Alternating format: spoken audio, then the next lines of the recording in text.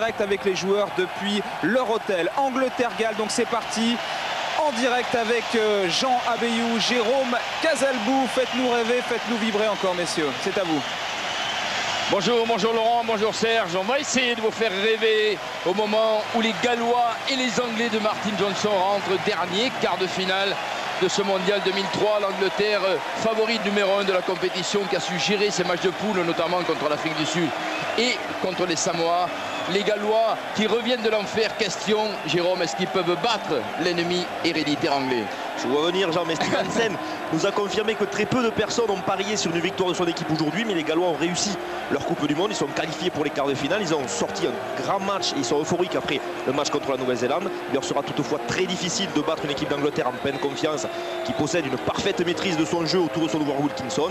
La rigueur et l'expérience contre la fraîcheur et l'euphorie, cela peut donner une très belle confrontation. Avec la composition de l'équipe anglaise, Dan Luger ne devait pas être sur la feuille de match. Hier, il est passé remplaçant et aujourd'hui, il est même titulaire suite au forfait de Lucy l'arrière. C'est Robinson qui glisse à l'arrière, alors que Jason Leonard, on en reparlera tout à l'heure, honore aujourd'hui sa 111e sélection.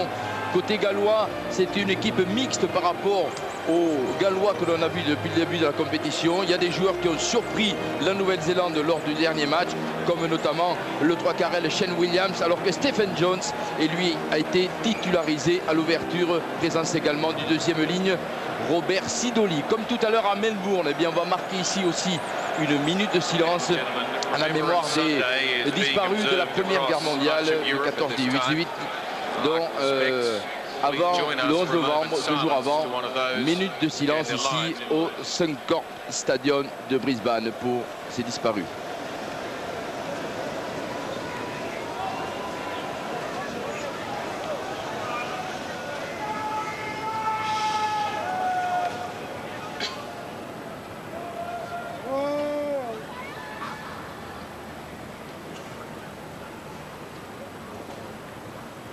Thank you, ladies and gentlemen. Vous l'avez aperçu juste au début de la minute de silence, il est là pour supporter le 15 de la Rose. C'est bien sûr le Prince Harry. Et pour lancer ce match, premier hymne de ce quart de finale, le God Save the Queen, à l'honneur des partenaires de Martin Johnson et de Steve Thompson. Que Dieu sauve la reine.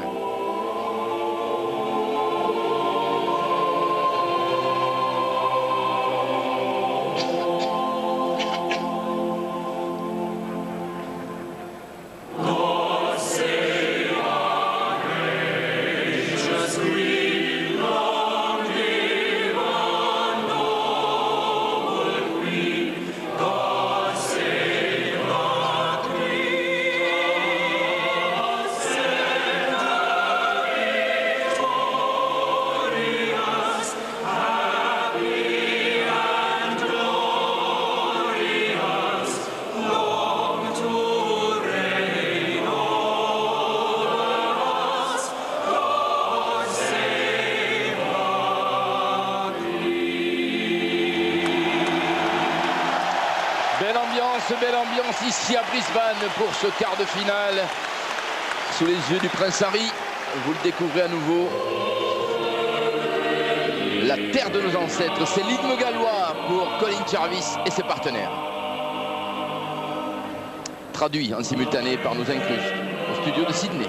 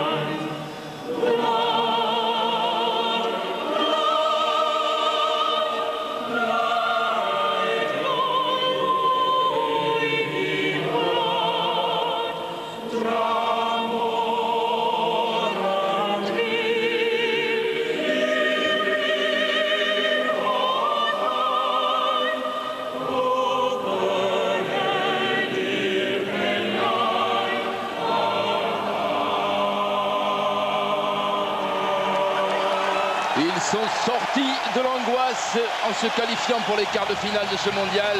Les Dragons rouges de Colin Jarvis et de l'entraîneur Stevenson vont tout donner pour essayer d'aller plus loin, de créer la surprise, puisque pour l'instant il n'y en a pas eu dans ces quarts de finale. Est-ce qu'ils vont pouvoir battre ces Anglais? Vous découvrez le banc anglais et le banc gallois, avec donc Abbott apparu sur le banc suite, je vous le disais, au forfait de Lucy, de la titularisation du nouveau 3 carré de Perpignan dans le Luger. Côté gallois, le vétéran Clay Wickline est là. Martin Williams, c'est un petit peu la surprise. Et sur le banc des remplaçants, c'est Jonathan Thomas qui portera le numéro 8 aux côtés de son capitaine Colin Jarvis. Alors l'arbitre du match, alors que Jason Leonard lui honore sa 111e sélection. Il égale donc comme titulaire ce soir le record mondial du français Philippe Sella. Nous en reparlerons bien sûr. L'arbitre du match, il est irlandais, c'est Alain Roland, assisté par monsieur David McHugh, autre irlandais, le 3e juge de touche, plutôt le 3e arbitre, 2e juge de touche, c'est le français Joël Judge. Shane Williams, le feu follet gallois, et le coup d'envoi pour Johnny Wilkinson. Ce sont les Anglais qui avaient gagné le toss. Ils ont laissé le terrain, le choix du terrain aux Gallois. Ils ont pris donc le coup d'envoi. Le voici, monsieur Alain Roland, oui. L'arbitre irlandais. Oui, Jérôme. Vu la motivation, la manière dont Martin Johnson a parlé à ses coéquipiers sur le terrain au moment de l'échauffement, il a gagné le toss, donc il a pris le coup d'envoi pour mettre de suite une très grosse pression sur le 15 rouge, le 15 du Pays de Galles. 4e quart de finale du mondial 2003, Angleterre, Pays de Galles. C'est parti avec ce coup d'envoi de Johnny Wilkinson. Cette prise mal contrôlée. On les voit marcher devant leurs joueurs et on est obligé une nouvelle fois de se débarrasser du ballon au pied. Ce n'est que Benke qui est en couverture. Attention, il va faire le poids. Shane Williams face à Benke. Oh, la relance et le contre gallois. Cooper. Il y a de la place pour un essai. Gareth Thomas. Attention derrière. Son ballon, Shane Williams. Oh, il n'a pas de signe. Ah oui. L'essai du match. L'essai gallois marqué par Stephen Jones.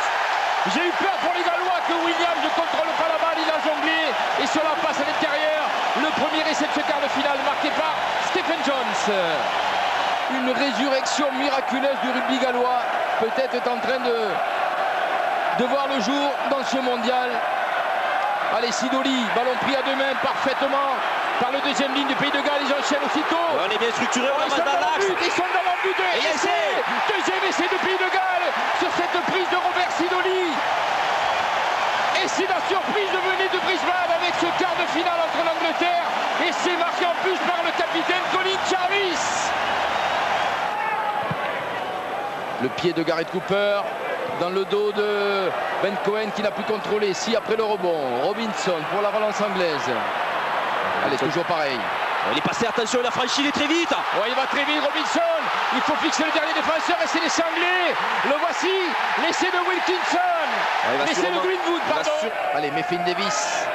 Faut que les Gallois retrouvent leur tonus de la première période. Peut-être là avec les Wickline sur ce fond de touche. Sidoli pour Jenkins, le pilier remplaçant. Colin Jarvis libère ce ballon. Whitefield, intervalle de Whitefield, il est chiffré. Martin Williams. Ils enchaînent bien, Mefin Davis, Peel qui n'a pas assuré la passe, mais il y a du monde. Extérieur. C'est Gallois, il faut le donner ce ballon. Oh, Mark Taylor, il y avait 3 Gallois à côté de lui, il ne l'a pas donné. Ils ont toujours le ballon, allez, il faut renverser grand côté. Encore un essai, mais c'est envolé. Ouais, la passe au pied. Allez, la passe au pied. Shane Williams. Gêné. Essai de Martin Williams. Récupération anglaise, Wilkinson, l'Angleterre qui mène 25 à 17. Et ce sont les arrêts de jeu, le temps additionnel. Ici à Brisbane, le ballon toujours pour les Anglais. Wilkinson, le drop de Johnny Wilkinson pour sceller la qualification anglaise accordée. Il n'y a pas de petit profit pour Johnny Wilkinson. Et monsieur Alain Roland siffle la fin de ce quart de finale qui voit donc les Anglais se qualifier sur ce dernier drop de Johnny Wilkinson. Et France-Angleterre.